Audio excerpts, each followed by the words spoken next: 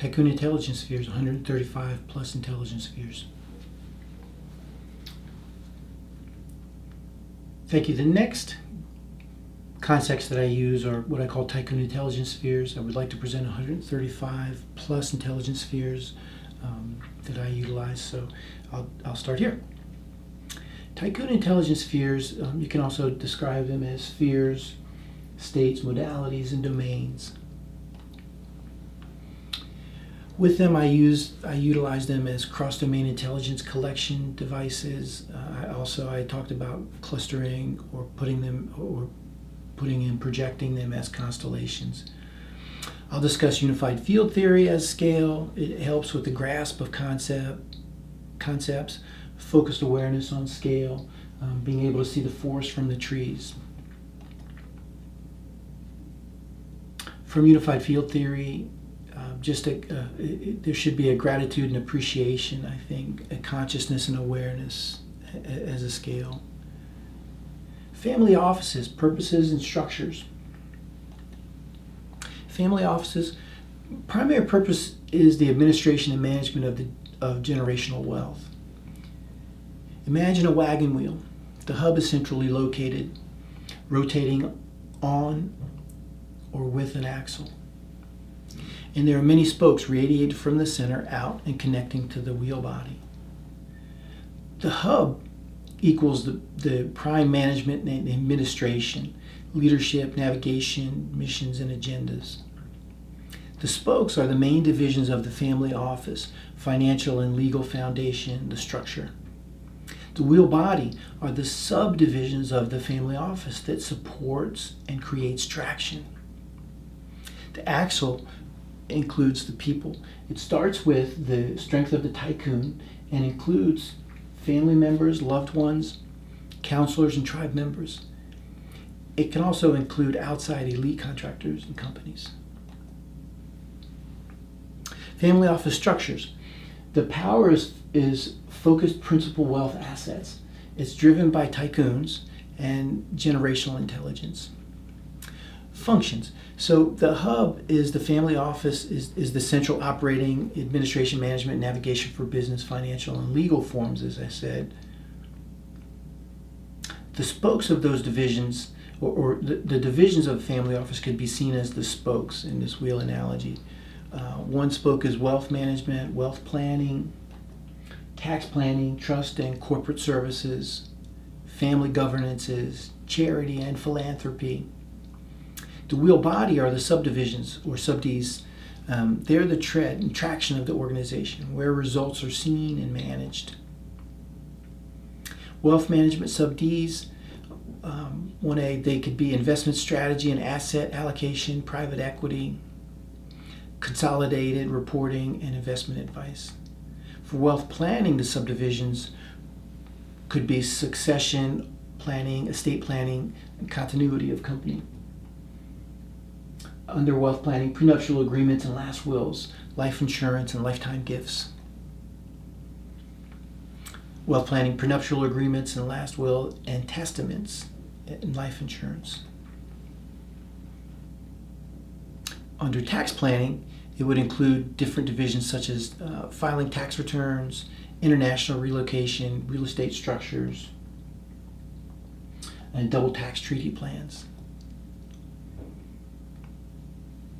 Under trust and corporate services, they would include nominee services, family shareholding, structures, an example, home estates, ranches, farms, commercial property, buildings, real estate management, trust administration, corporate incorporation, aircraft and yachts. Under family governance, as a division, family consultation, family council, and family assemblies. Charity and philanthropy would be grant making or foundations, or grant making and foundations, and giving strategies. Family offices are really Tycoon Meta Time Machines, and I'll use this as an analogy to discuss because it has some relevance in the points that I'm trying to make.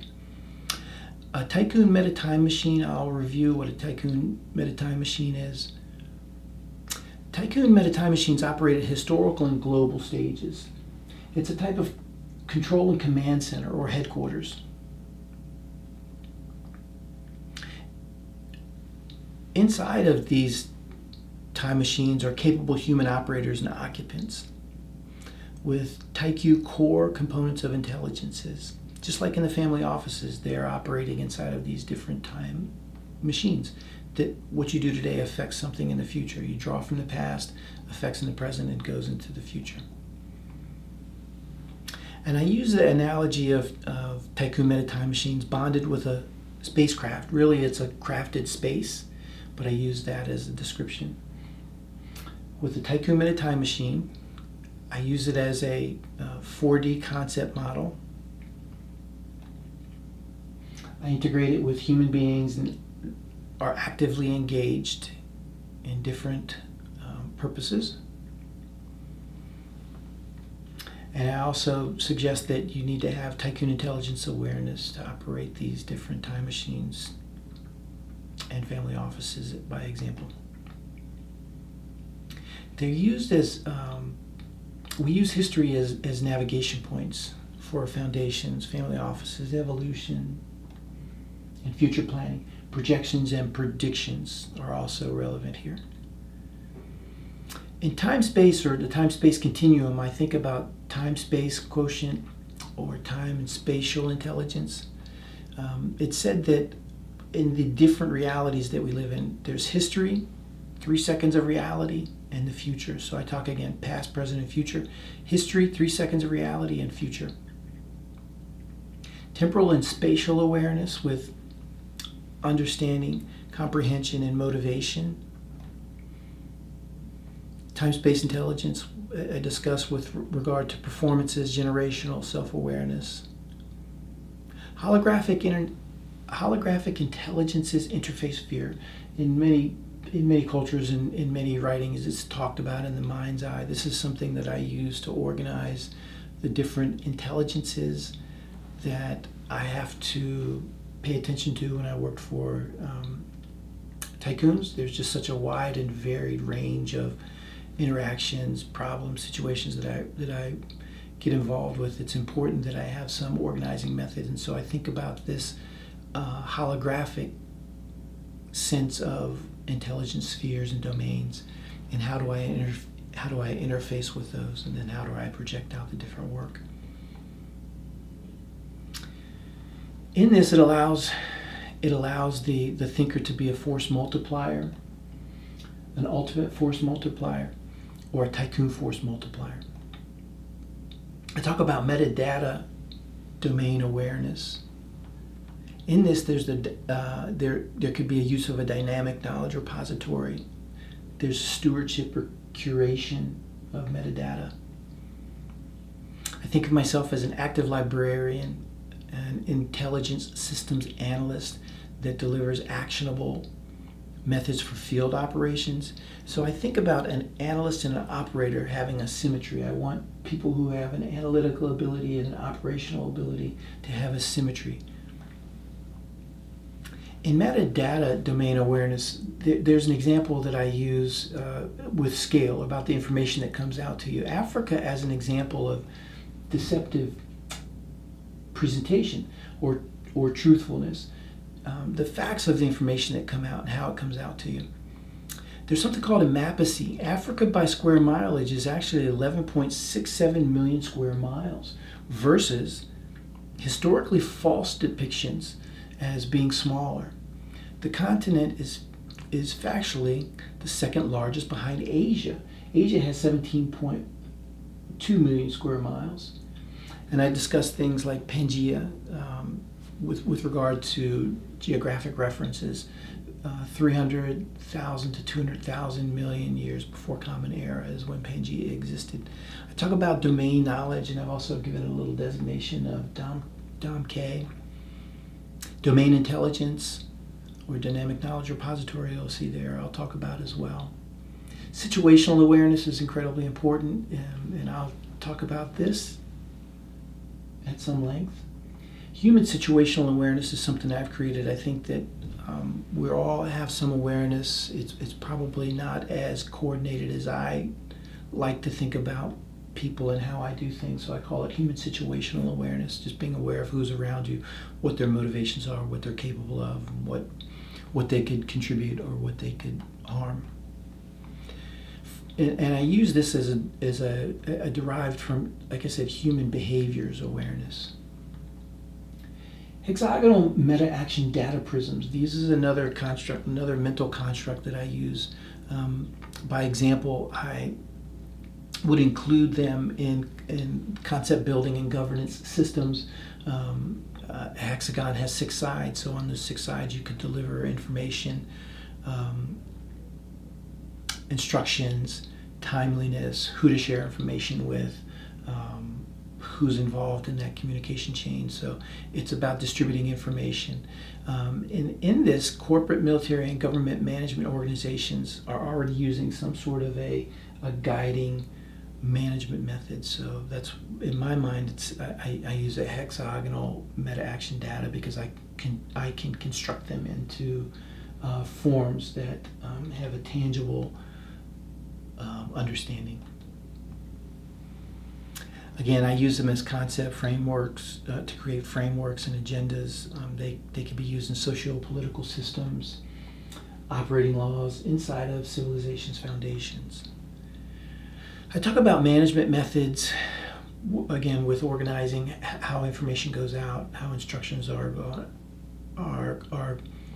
presented, and how the information comes back as complete. I talk about bees and beehives in engineering as an example.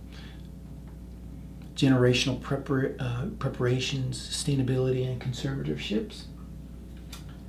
This is a naturalistic intelligence. If the bee disappeared off the face of Earth, man would only have 4 years left to live. No more bees, no more pollination, no more animals, no more man. That quote was attributed to Albert Einstein. There are 100 crop species that provide 90% of food around the world, and 71 of these are bee pollinated. Honeybee colonies are dying at an alarming rate. Death by pollution, pesticides, and killer mites such as the varroa mite, which invade, blood feed, transmit lethal viruses, including deformed wing virus. I bring that up because we're all connected, and as much attention is paid to wealth and well-being of human beings and civilizations and stretching for success and putting money away and all of that, it's all irrelevant if we lose bees. And so it's about looking at and paying attention to the smallest things that are going on and how that cascades out into and affects everyone in humanity. I hear about everyone talking about, well, that person's wealthy and they don't deserve it, or this person has so much more than someone else. There's a lot more to pay attention to, is my point, with regard to paying attention to honeybees, their pollination, and their hives being decimated.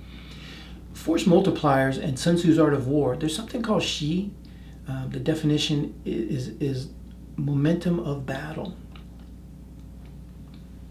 She is the unseen powers that influence the conflicts of war. It's groups, including strategic and tactical power, analysts and operators, as I was discussing, or human situational awareness. I think of She as human situational awareness, just having an understanding of where momentum is going, what's happening, why, what, when, where, who, how, and how much. Tycoon leadership, council, and tribe members. I talk about Sun Tzu's Art of War and Shi, just having an understanding of Tycoon leadership, council, and tribe members as sensors, organization as sensors, analysts and operators as sensors, soldiers as sensors, staff as sensors. I'd like the introduction of my Tycoon leadership, council, and tribe memberships, and I've just given it an abbreviation, TLC and TM, a construct. Tycoon leadership, council, and tribe membership.